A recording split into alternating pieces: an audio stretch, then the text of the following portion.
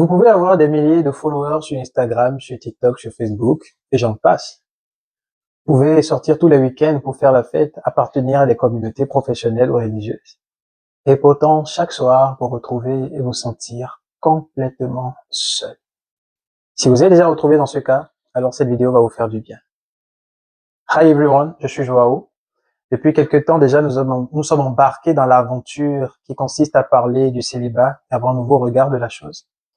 Nous avons parlé notamment du fait que pour pouvoir se marier, il faut déjà d'abord chercher à se connaître. Et c'est ce qu'on apprend à faire dans le célibat.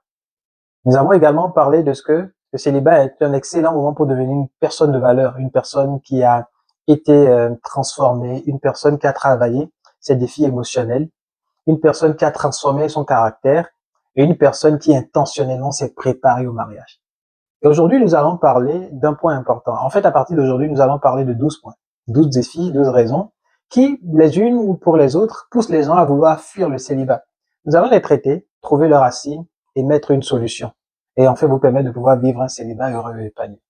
Alors, ce dont nous allons parler aujourd'hui, c'est ce qu'on appelle le sentiment de solitude émotionnelle. Mais avant de parler du sentiment de solitude émotionnelle, il faut que nous commencions par la base. First thing first, priorité aux priorités, nous allons commencer par définir le célibat. Qu'est-ce que le célibat en réalité? Le célibat, c'est un état social, un statut social. Rien de plus, rien de moins. Ce n'est ni un problème, ni une malédiction, ni une situation catastrophique. Ce n'est qu'un statut social.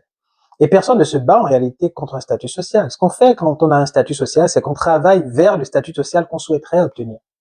Lorsque, dépendamment de vos diplômes, de vos études, etc., vous serez classé comme cadre ou pas cadre, ou col bleu ou col blanc, ce que vous ferez, c'est de travailler à pouvoir progresser maintenant au statut de cadre, à devenir un professionnel, un expert ou un spécialiste dans un domaine. Ou même selon en fonction de vos revenus ou de votre famille.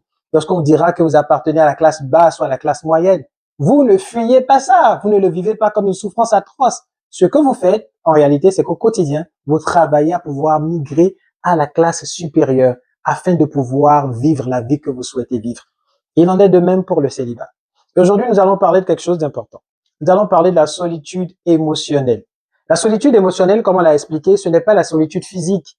Parce que la solitude physique veut dire que vous êtes tout seul.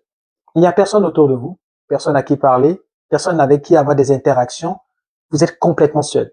Mais la solitude émotionnelle va vous emmener à avoir ce sentiment de solitude lorsque même les gens sont présents autour de vous.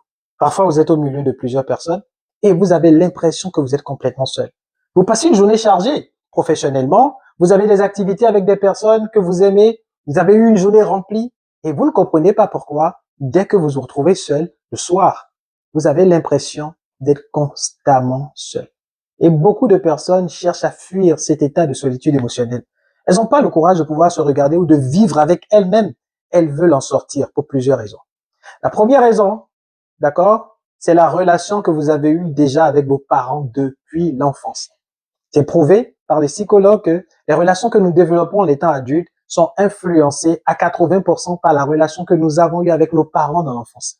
Et donc, quand vous avez eu un parent qui était absent émotionnellement ou physiquement, vous grandissez avec ce sentiment d'absence, ce besoin qui cherche à être comblé et qui va vous pousser à aller dans les bras de quelqu'un ou va vous pousser à aller chercher cette relation-là qui viendra vous apporter une forme d'approbation parce que vous grandissez avec le manque d'amour, avec la pensée qui consiste à dire c'est parce qu'on ne m'aimait pas suffisamment ou que je ne méritais pas ou que je n'avais pas suffisamment de valeur que mes parents n'ont pas été là. Et vous cherchez maintenant à prouver ou à combler ce manque-là. Deuxième raison, ce sont les raisons qu'on va appeler liées aux relations dites amoureuses, mais qui généralement sont des relations toxiques qui ont affecté beaucoup de gens pendant leur parcours.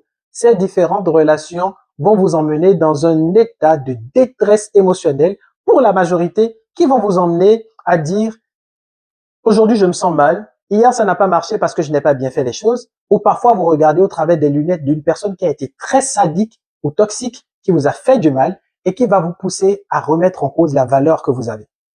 Et vous allez commencer à chercher l'approbation des autres. Vous rentrez dans un état de solitude émotionnelle véritablement profond. Et troisième raison, parce qu'on est dans un cercle vicieux et que la première raison, donc l'absence des parents et les relations toxiques d'hier, les deux raisons vont vous emmener à une troisième raison qui est un état conditionnel qui crée un dialogue intérieur constant à l'intérieur de vous où vous commencez à vous dire à vous-même constamment, je n'ai pas de valeur, je ne mérite pas qu'on soit avec moi, je ne mérite pas d'être heureux, je dois tout faire pour prouver ma légitimité, pour pouvoir être accepté.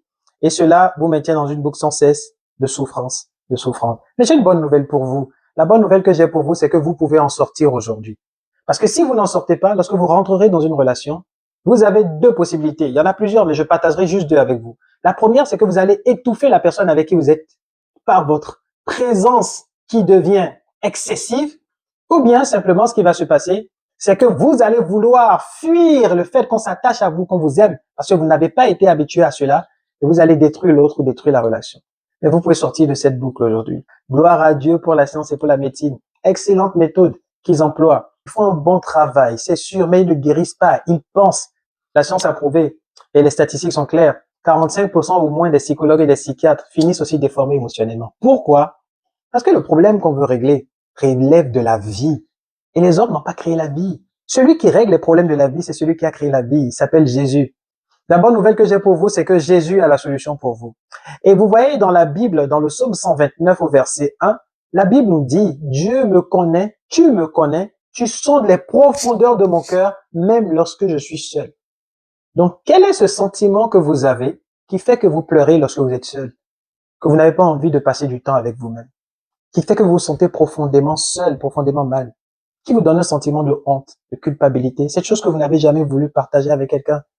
Le Seigneur dit, moi, je sais, dans le secret, je suis avec toi, dans les profondeurs de ton cœur. Et Jésus vous dit dans le livre de Matthieu 11 au verset 28, il dit, venez à moi, vous tous qui êtes fatigués et chargés, je vous donnerai du repos, parce qu'il a la capacité de vous sortir de ce sentiment émotionnel qui ne vous fait pas du bien. Ce sentiment de solitude émotionnelle, Jésus a la capacité de vous en sortir, de retirer votre fardeau et de vous accorder du repos. Et comment vous y arrivez? En faisant trois choses. La première chose que vous devez faire, c'est d'abord de reconnaître votre état. Vous ne pouvez pas être soigné si vous ne comprenez pas ce que vous vivez et que vous n'acceptez pas de le changer. Est-ce que ce sont des regrets, une forme de peur? Est-ce que c'est la relation avec mes parents? Prenez note de toutes ces choses au plus profond de vous qui vous dérangent.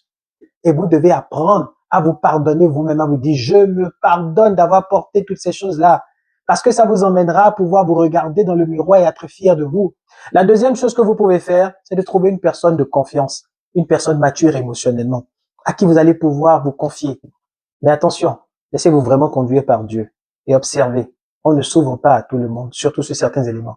Mais quand vous avez trouvé une personne de confiance, partagez avec elle les choses que vous n'avez pas osé dire, qui vous font honte, qui vous font peur, et laissez cette personne prier avec vous. Et la troisième chose que vous devez faire, c'est courir vers le Seigneur à genoux et dire, Seigneur Jésus, aide-moi. Ôte ce fardeau qui me pèse parce que je ne veux plus le porter. Et pendant que vous le faites avec un cœur sincère, je vois Jésus transformer votre vie, prendre ce fardeau, vous guérir de ce sentiment de solitude émotionnelle et enfin vous accorder la paix et le repos que vous méritez. Alors que vous appliquez ces trois choses, je vois cette saison de célibat devenir une belle saison pour vous. Je vois ce poids être ôté de votre cœur et je vois votre vie devenir rayonnante. Et je vous vois attirer une personne excellente avec qui vous marcherez et vous construirez une relation épanouie. Que le Seigneur vous bénisse. Je vous dis à très bientôt.